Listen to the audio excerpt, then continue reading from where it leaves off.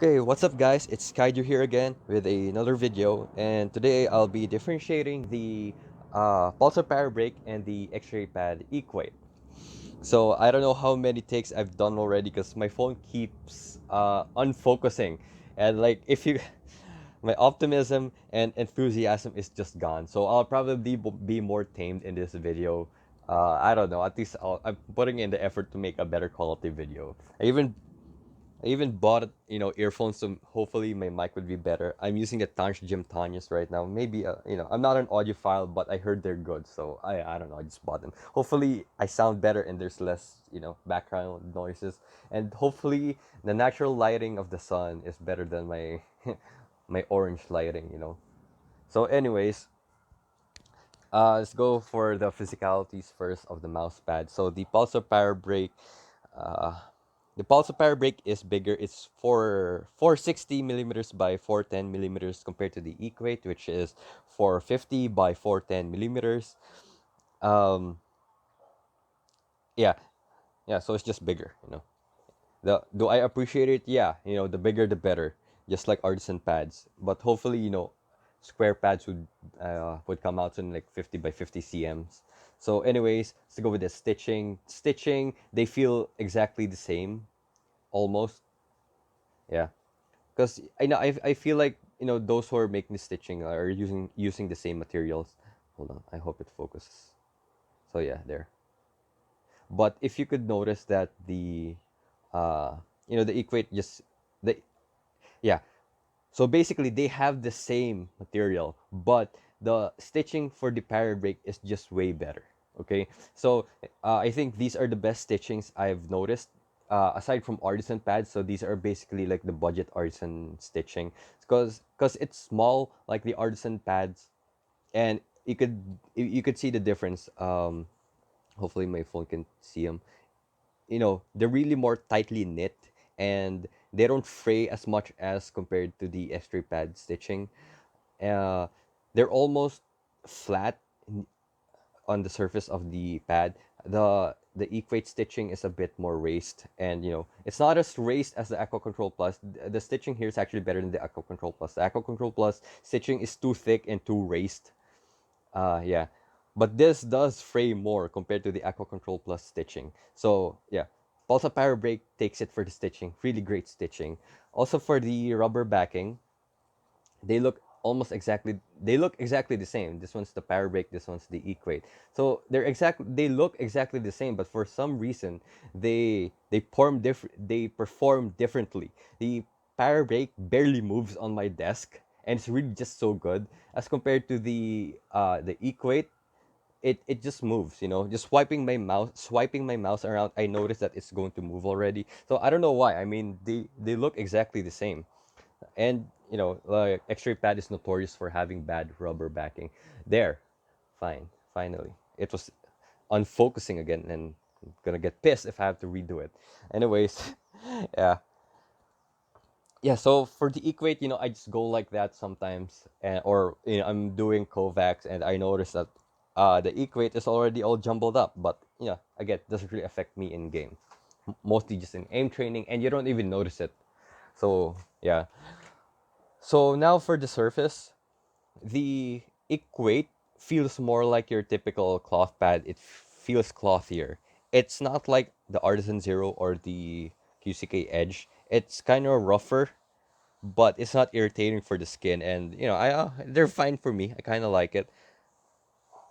And then the Parabreak surface, sorry, they're dogs, my neighbor's dogs. Then the Parabreak feels more like it doesn't really feel like a cloth pad. It feels more like velvet or silky kind of material. Now let's go for performance or how they feel. So Pulsar Parabreak, less static and less initial friction, more dynamic friction, and it is slower by around 20%. So uh, for flicking, Parabreak is better because it has less initial friction, so it's not that hard to flick from point A to point B, and not difficult to microcorrect from point B to point C, right? So it's really kind of like really good. Like if you like a slow pad for tactical FPS or click timing, the Pulsar Parabreak is for you. Dynamic friction is high, but I think it's good. Like I like the dynamic friction for flicking, but it feels horrendous to track or do smoothness scenarios and other tracking scenarios for using the Parabreak. So if you're gonna play for tracking games, maybe don't go for the Parabreak. And I feel like it's really just gonna be too slow for you anyway. Okay, now for the Equate. So the Equate basically is a bit faster, like 20% faster overall than the Pulsar Parabreak. However, it does have a higher initial friction and static friction, uh, and lower dynamic friction. So even though it's faster, my problem with it is the really, really, really high static and initial friction to the point that it's really tiring to use. Like whenever I would do Kovacs with this, I would do static dots and other scenarios. My wrist would just cramp already because of how tiring it is. Like the initial friction and static friction is just too high. So what I would if I could make an analogy, it's like whenever I'm going to flick like point A to point B, it's almost as if I'm going against it. I'm really going against it. Uh, an analogy would be, you know those videos whenever the car is stuck or the truck is stuck on mud, and then people are trying to push it out. So that's kind of how it feels. Like it feels like it's stuck on a ditch, and then people are like pushing the car out, the truck out, and then it suddenly goes out, right? Once they've pushed it, the car or the truck lurches.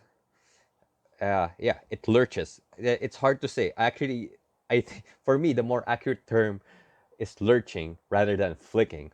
Like the mouse would lurch from point A to point B, and then it would get stuck again, and then you would have to push it out again. Then it's gonna lurch again to point C, right? So instead of like uh, you know, relaxedly or smoothly flicking from point A to point B, micro correcting to point C, that doesn't happen here. You lurch from point A to point B, and then when you're gonna micro correct, you have to put in the same amount of effort to go to point C. Because usually with other pads, there may be a high static friction you may have to put effort going to point A to point B, but then it's gonna be easy to micro correct because of, I don't know, inertia or something, whatever you call it.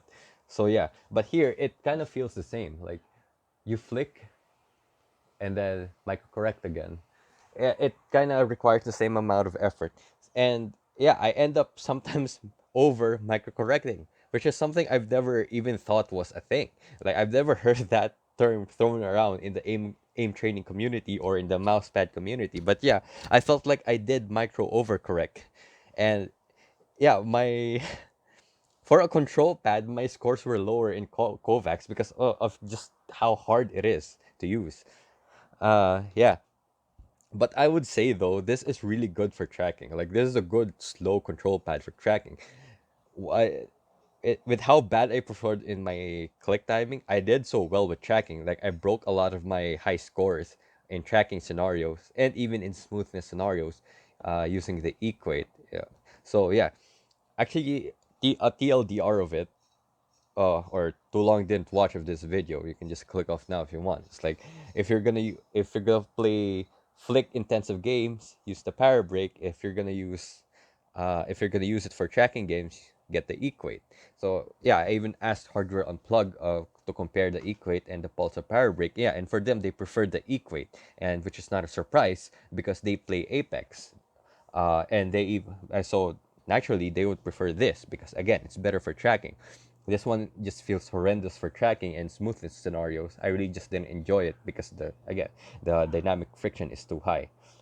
So yeah, but even they said, people that play Valorant or tag FPS would enjoy the power break. So yeah, for me, if I could recommend something, that would be it.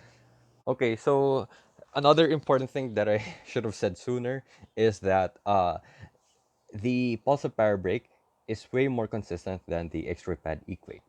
So I live in a tropical country, so it gets very humid here. So in all the times I've used it, it never really got affected by humidity or temperature. It's like early in the morning or in during lunchtime. It's like a warm, humid afternoon, or it's night, or it's raining. Whether the uh, the air conditioning is on or off, it really did stay very consistent. It did get a bit faster when it was kind of colder, but after using it, it got back to how it usually feels. So yeah, uh, for me, it didn't get affected by humidity. It didn't slow down. The Equate, on the other hand, really did get destroyed by temperature. When I'm not exactly sure if it's humid or when it's just hot in general, but it does really slow down to the point that it becomes unusable. Like, yeah, my main complaint already, right, is that it has such a high static and initial friction that it's too tiring to use. And it just gets worse. It just got worse when it got hot or humid or whatever.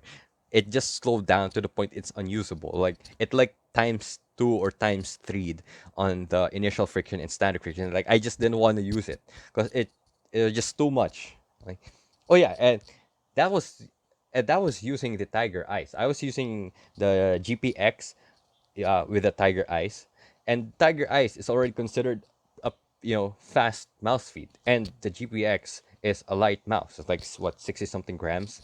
So yeah, what more if you're using core pads or any slow mouse feed and heavier mice? So it might be even more unusable. So that's one of the main problems. However, I'm gonna get to the point now where might be an unfair comparison because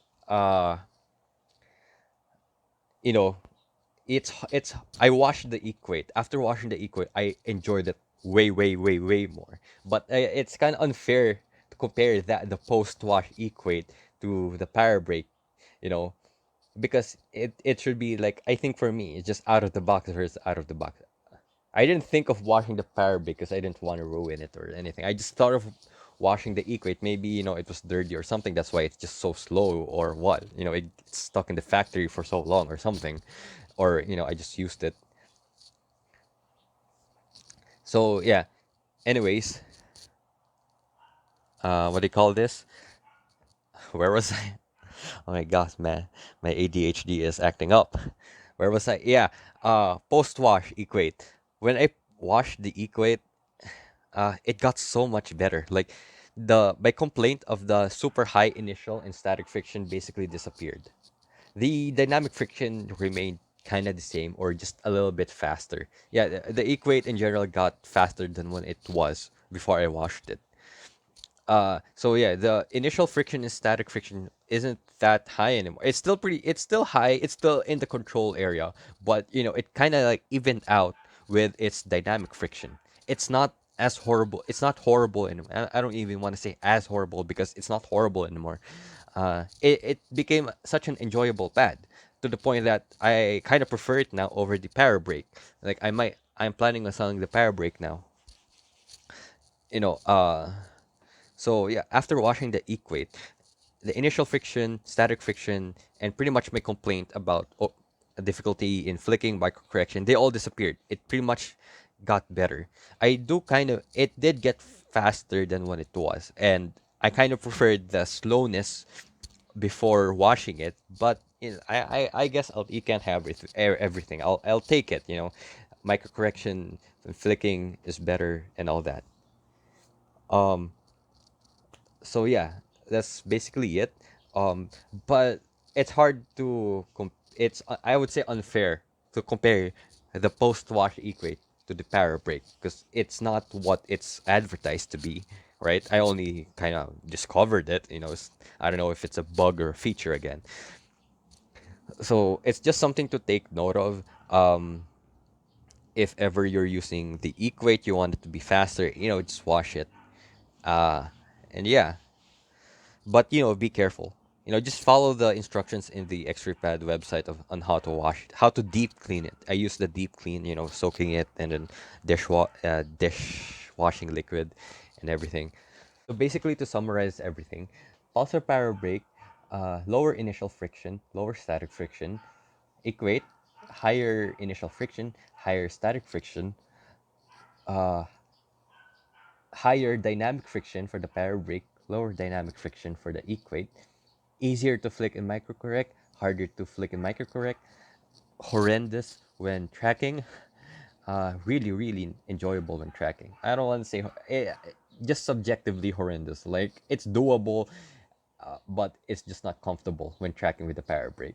Like it's basically like yeah, the opposite. Like of how comfortable it is to flick here and uncomfortable to flick here. It's the opposite. It's very uncomfortable to track with the Parabreak, but very nice with the Equate. So that's kind of it. So yeah, basically, if I'm going to make a recommendation, if you're gonna play like click timing and tactical FPS, Valorant, CS:GO, Siege, and whatnot, I would definitely suggest the Pulsar Parabreak over the Equate. If you want a slow pad for tracking games like Apex or Titanfall, definitely get the Equate. It's better. Okay, so that's pretty much it. You can click off now. I'm just gonna add some other stuff. So yeah, but uh, that aside, after watching the Equate, I prefer it now for both. And actually, I still prefer this for Valorant, but you know, I can make do with how the Equate is. Yeah, after watching the Equate, I really just enjoyed it already, because of the lower static and initial friction of what it was. So yeah, I might now stick with the Equate over the Pulsar Parabreak, only just because I watched it. Because it's hard to use that as a point for recommendation because it not might be the same for everyone because it's not what's advertised in the X-raypad website or what's mentioned by other reviewers, right? So it could be different from you for you or for me. Like I told my buddy who also has to equate to my experience, and then when he watched it, for him he didn't like it anymore because maybe he watched it too hard. Like he said, I think he said that he thinks he wiped it too hard. Now the control and the dynamic, the control and the stopping power kind of disappeared. So yeah. So again, it's inconsistent. That's why I'm not gonna use that as a point for recommendation.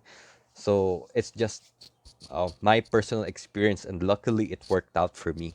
So again, which okay, so this might be subjective, but which one do I think which one is better for me? I think the Pulsar Parabrick takes it.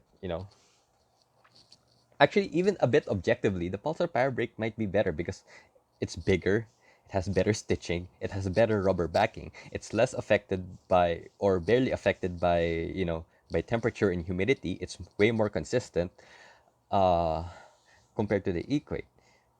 So maybe the Pulsar Parabreak might be better, especially for tech FPS. And the thing is, but the one thing that the Equate is better at is that it's more universal, right? But the thing is, I don't think you're gonna go to this category of pads if you're more into fast-paced games. You're probably gonna be wanting to like the hybrid pads or faster, not really the control pads. So again, that's another reason why I think the Pulsar Parabreak is better. And yeah, the Parabreak is really for me tailored to tech FPS. So yeah, that's pretty much it. If you guys have any more questions, just ask them down below. Again, sorry if I seem like in a bad mood or I'm not as enthusiastic because this like my nth take because my phone keeps dying on me, keeps malfunctioning, is like focusing, unfocusing. I was way more excited in my initial video, but I'm more organized now, so maybe you guys would prefer that. But again, anyways, just ask me in the comments if you guys have any questions. Sorry if this video like is long. I didn't plan it to be long, but I wanted to be intensive about it. So anyways, thanks for listening. Thanks for watching. Peace.